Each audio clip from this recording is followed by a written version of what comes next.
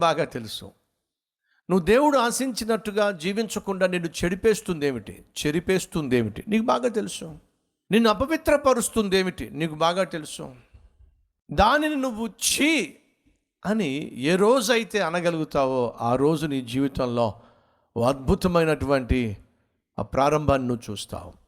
ఈరోజు మనం పైకి పాపాన్ని చీచి అన్న లోపల మాత్రం చీ అంటావా? లేదు, అవకాశం కోసం ఎదురు చూస్తూ ఉంటాం. వాస్తవం, నా హృదయంలో నేను పాపమును లక్ష్యముంచిన ఎడల యెహోవా నా ప్రార్థన ఆలకించకుండా ఉండునుగాక. పాపము చేసిన ఎడల అని చెప్పనలా దావీదు.